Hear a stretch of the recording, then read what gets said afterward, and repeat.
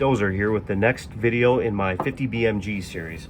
And today we're going to be talking about the MK211 Raufoss high explosive incendiary armor piercing round. I'm actually going to be doing a couple videos on this round. The next video I do is going to teach you, the potential buyer, what to look for when purchasing these to make sure that they're legitimate and not one of the many fakes that are out there. This video is just going to be kind of an overview of what is this round and what makes it so special. Now, I'm going to be talking about it, but I urge you all to go check out the YouTube channel Going Ballistic, because they have by far the best 50 BMG and MK211 Raufoss M903 slab content on the internet. There are tons of different things that they shoot, high speed cameras. You'll get to see just amazing results that they get with shooting these, and just it's a crazy round. So check them out, please.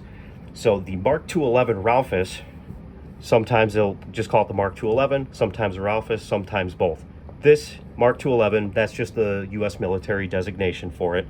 Raufoss, that is just a nickname for this because these projectiles are actually made in Norway by a company named Nammo in Raufoss, Norway. And then the projectiles are then imported and loaded for a military contract in the US.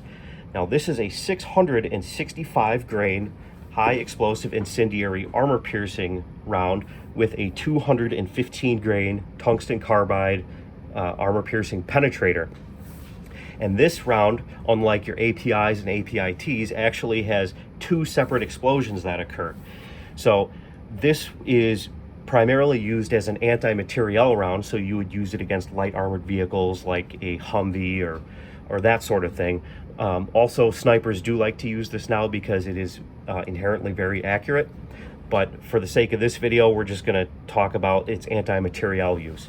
So you shoot this at your, let's say a Chinese Humvee rolling down the street, whatever, Red Dawn situation, and you hit the windshield. This incendiary mix in the nose cone is going to go off, and that's going to provide your primary explosion. Then your 215 grain tungsten carbide penetrator is going to leave about a 30 caliber hole in the windshield that you shot. And then the RDX compound that sits right in front of it.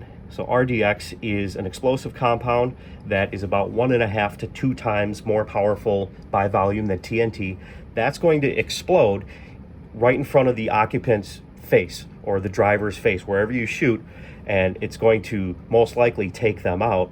Well, also, the zirconium powder is going to eject and burn in approximately a 30-degree cone, and that's going to create a lot of hot spall. If there's any fuel tanks nearby, it'll do a really good job of igniting those. Zirconium burns a lot like a white phosphorus or a magnesium. It burns very bright, very fast, and very hot, and there's really no way to put it out. It just has to burn itself out. And then all of this is contained within a mild steel cup. And what I actually did is I took one of these apart.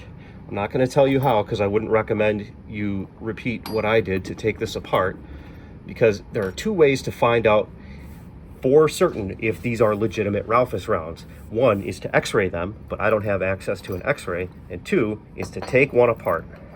So this is, of course, the copper jacket that you see here. Inside, there's still a little bit of that incendiary compound.